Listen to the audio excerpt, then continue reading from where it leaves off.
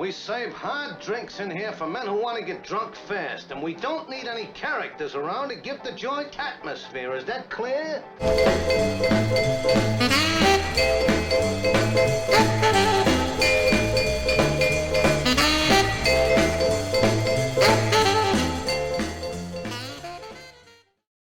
So the name of the show is Whiskey Talking, and Paul and Steve, how you doing?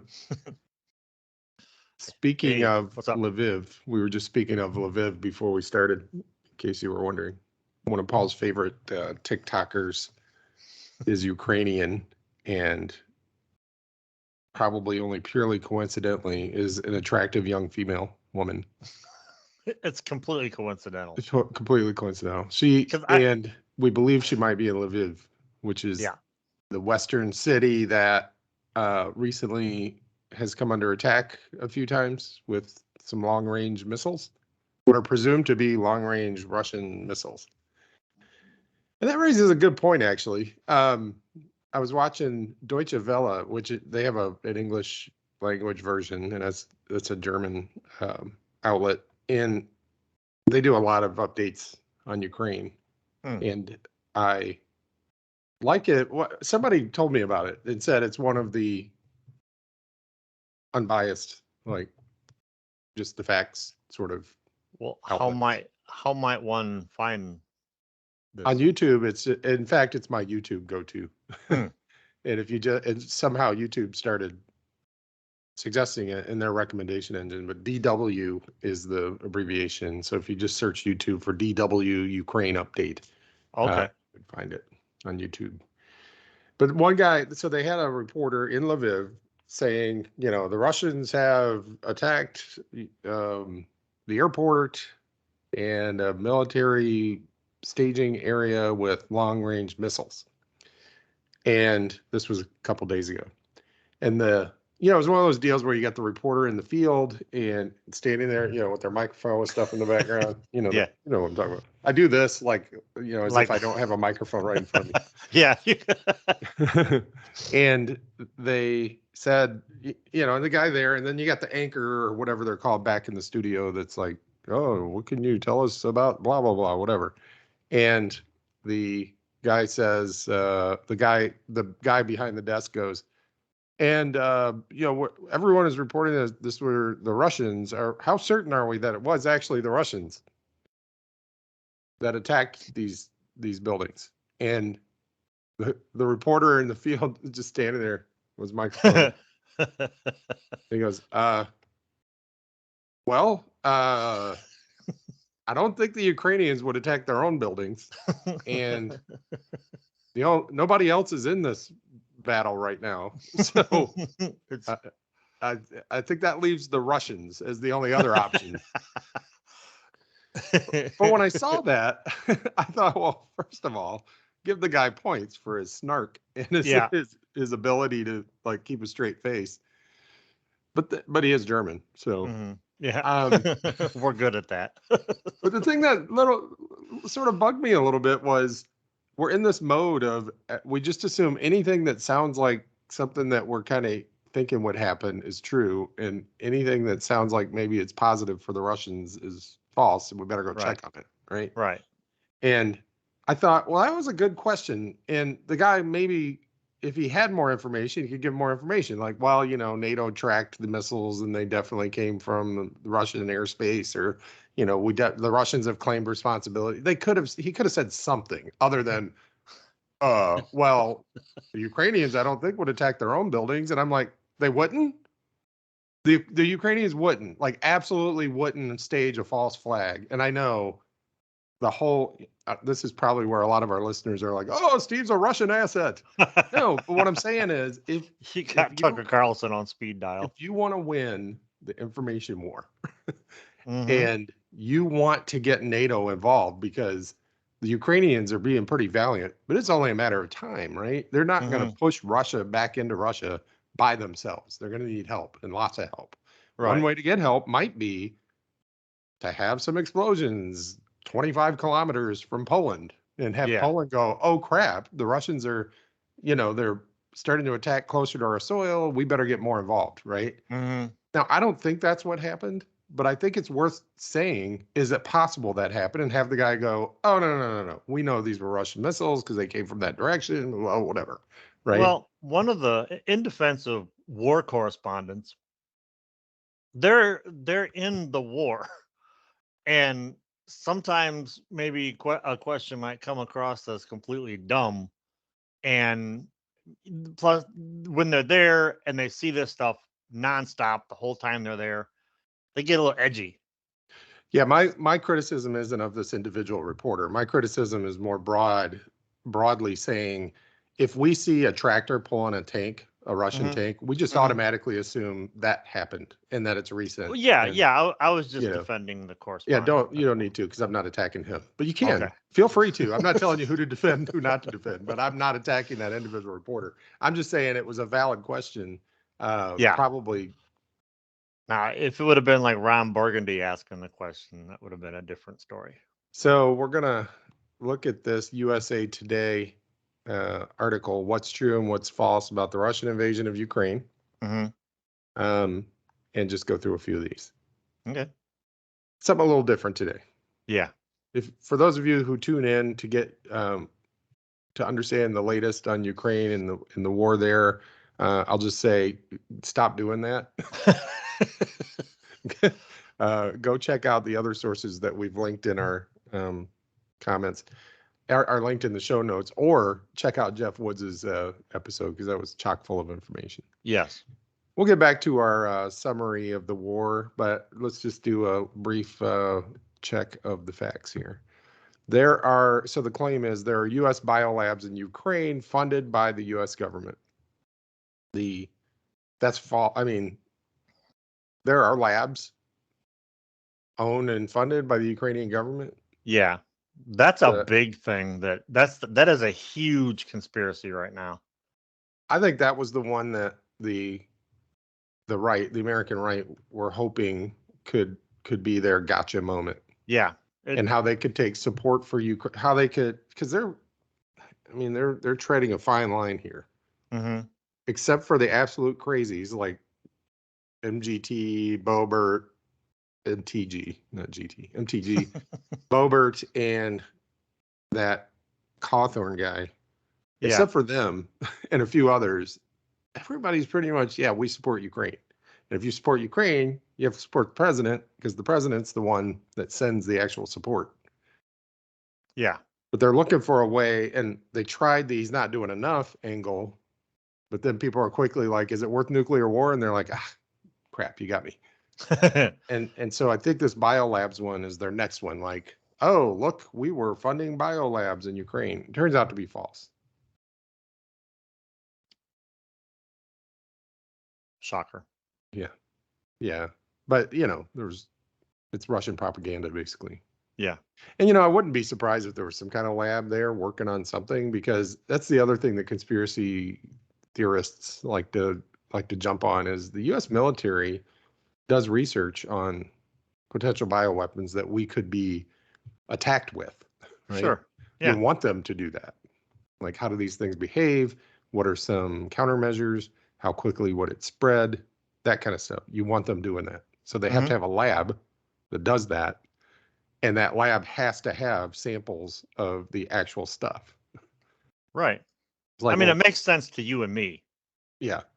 Yeah. So, and so what they may have found, and they may find stuff in Ukraine that they were using to study the thing. So,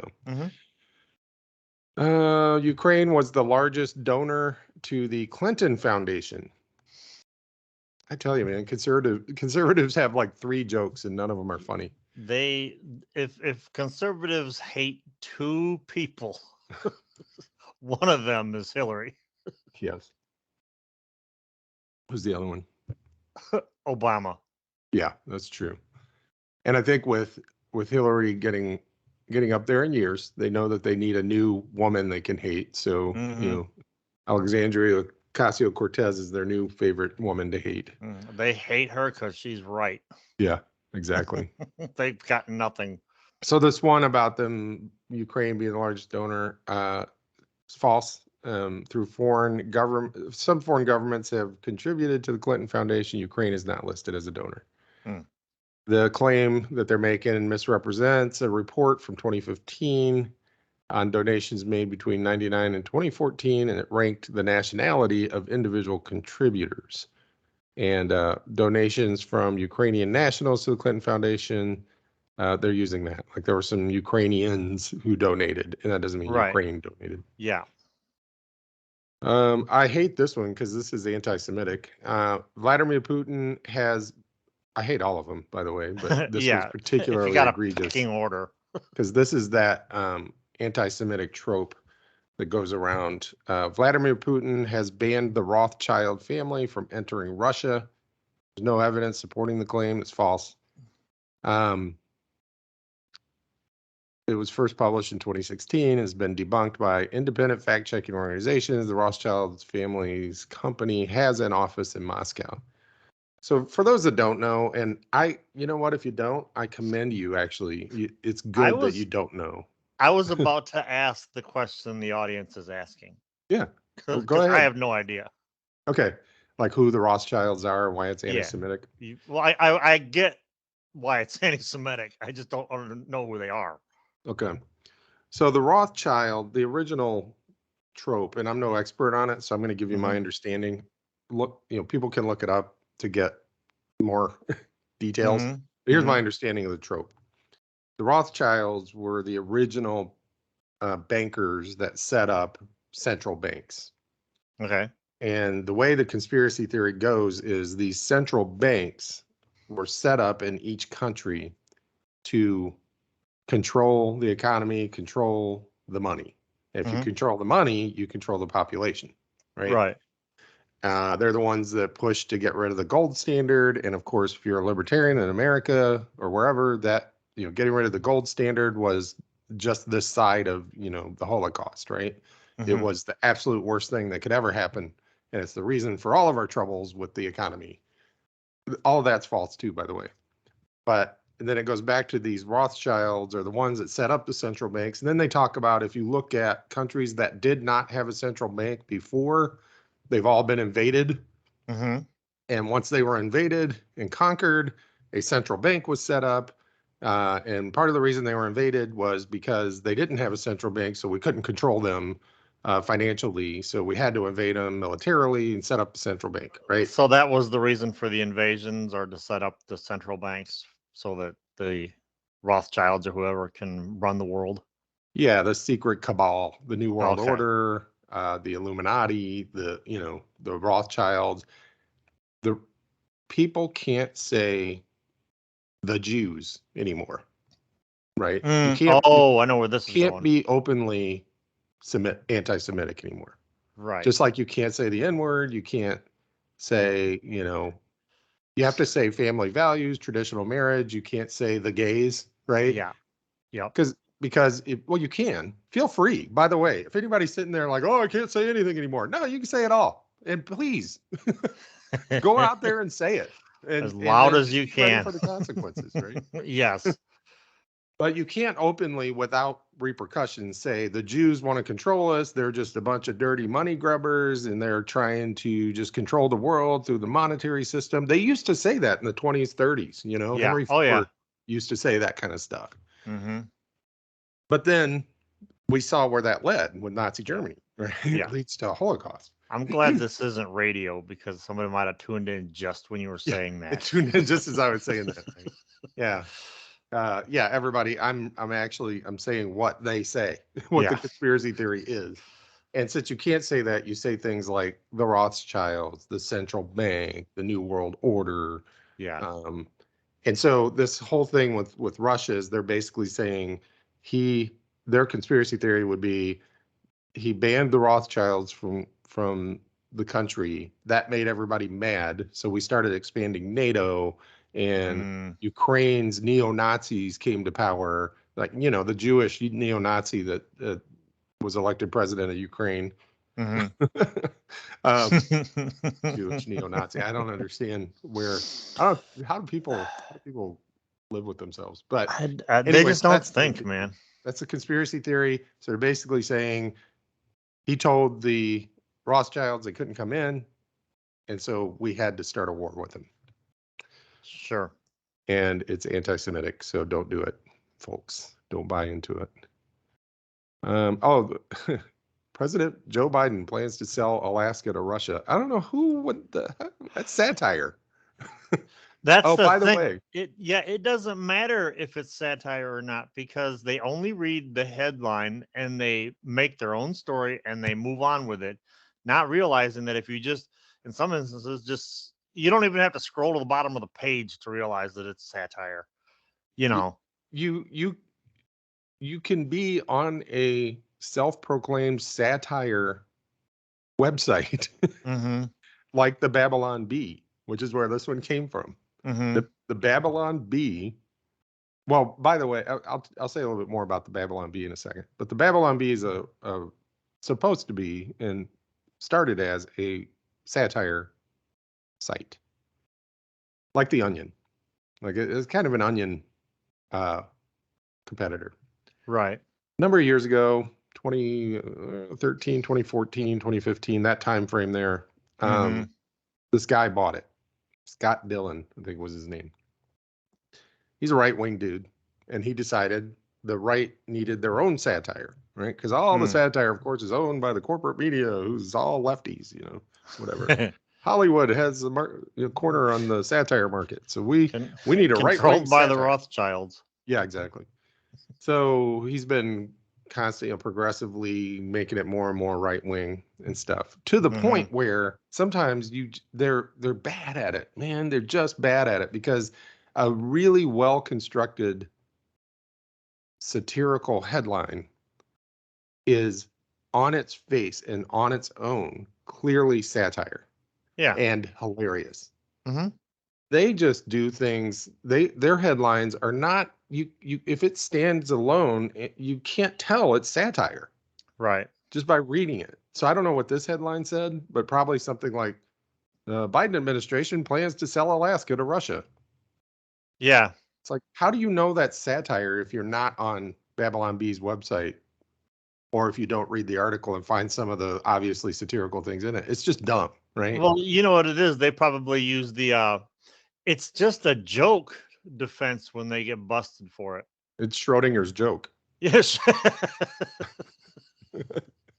For those of you that don't know, Schrodinger's joke is when you make a joke and you decide whether or not you were serious based on the reaction to the joke.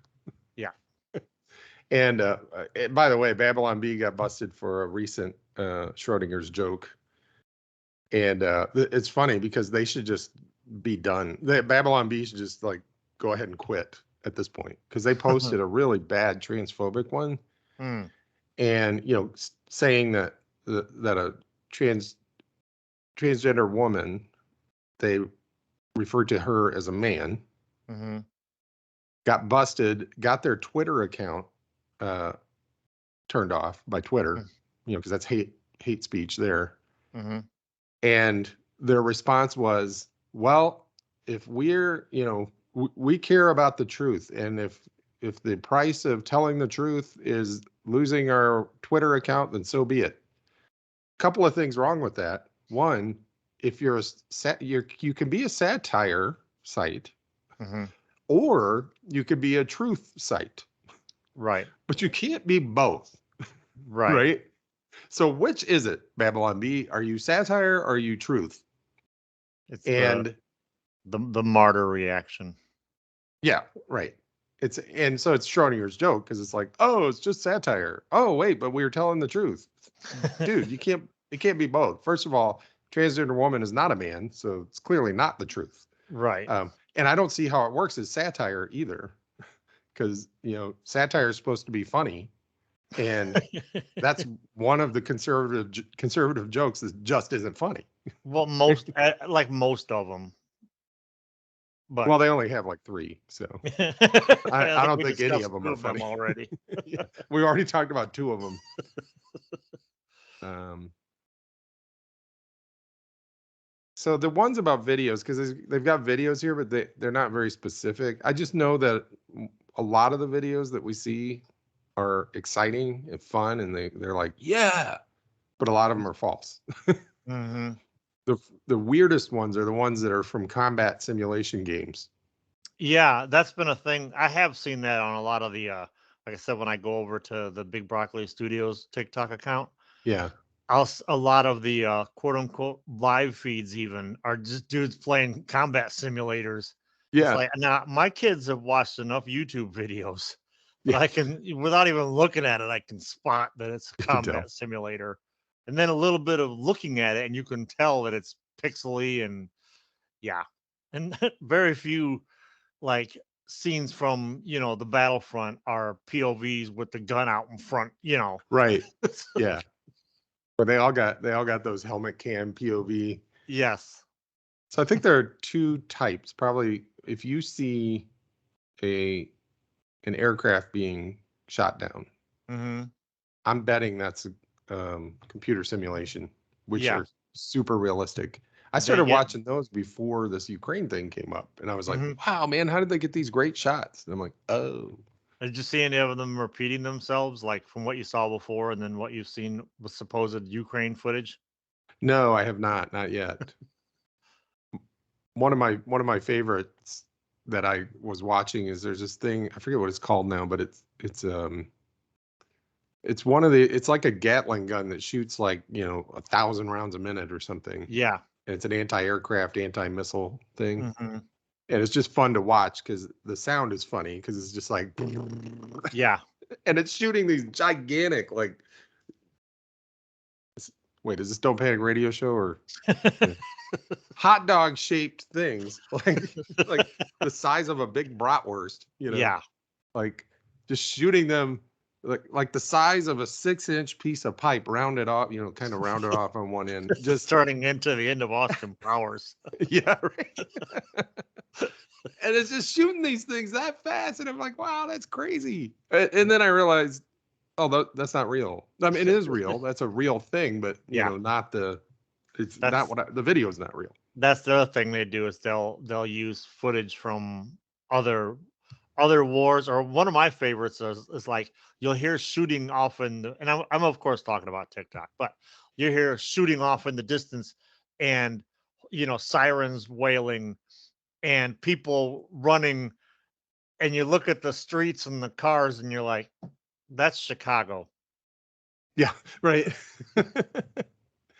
Yeah, I guess there are three types then. That's a good point. So there's the video game simulation.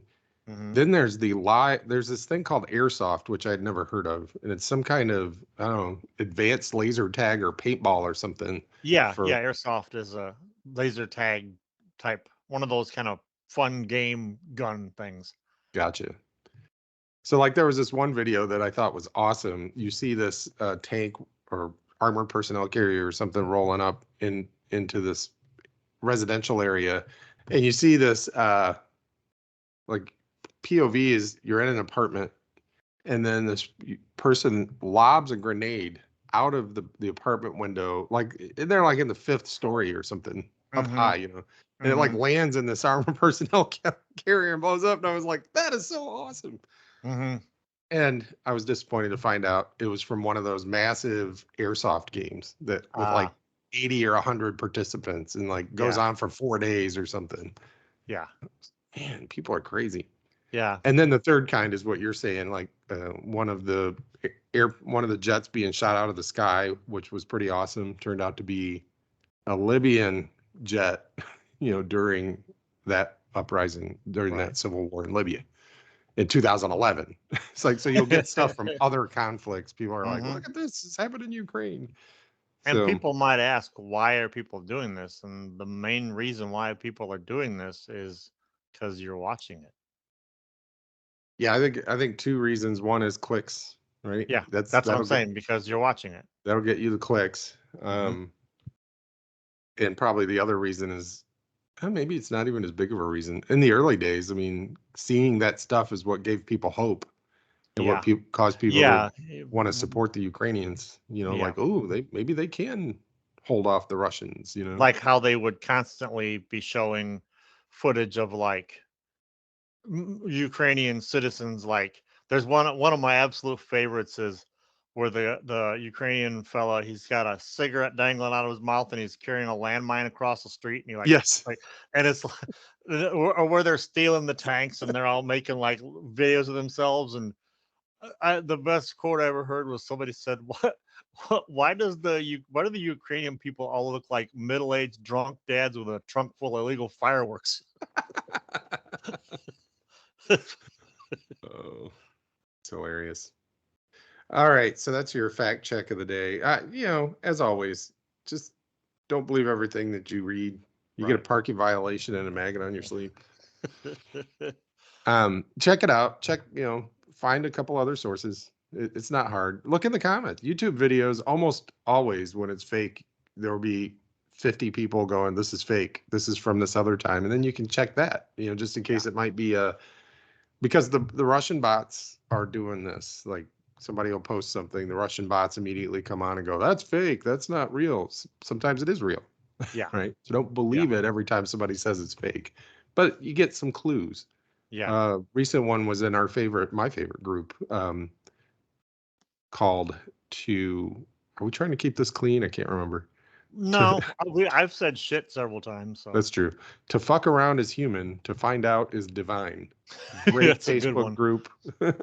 Yep. And recently somebody posted another Russian commander was killed, like general level officer. Mhm. And immediately, and they posted like an article from the Mirror UK or something. With the Mirror in the UK is similar to like New York Post, Mhm. and John Mulaney's description of the New York Post. The New York Post is my favorite newspaper. I think it's great. I read it every day. I like reading the New York Post because reading the New York Post is like talking to someone who heard the news and now they're trying to give you the gist. It's like you get the same amount of information if you grab someone on the street and you were like, "What happened today?" And they're like, "It's a perv in Queens." You'd be like, "All right, thank you." But anyway, so somebody like Russian bot type person immediately is like, "Oh, you can't believe everything that you read. You sheeple, I want Putler to lose too." But just and Poopler. people were like on this guy, and then all I did was went over to Google, typed in Russian Navy commander killed, and immediately Reuters pops up, right? Mhm. I just posted the link. So Yeah. clearly this guy was being a troll. Yeah. Yeah. Anyway, I love your comments on that group, by the way. Oh, okay, good. I don't do too much commenting on those groups because I like my blood pressure where it is, but it's a good, yeah, your comments kill me. I like I like that you see them. So that's a good thing Facebook does, Yeah. because every post gets like 300 comments, right? Mm-hmm. There's no way you would Minimally. see them unless Facebook is giving you that notification that says, "Hey," when Right. you comment on them, it gives me a notification. Yeah. They at least get that right. Yeah, yeah. So that's good. All right, so everybody, don't believe everything that you see, but believe some of it. Don't believe the hype. And hey, if we ever get anything wrong, you will not hear a better mea culpa and a better retraction and correction than on this show if we get something wrong and you point it out. Yes, because we're dads of teenagers. We get shit wrong all the time. I'm almost Well- never right. Oh, all right. Well, don't take it with a grain of salt, because just the whiskey talking. Now I'm gonna go listen to Beck.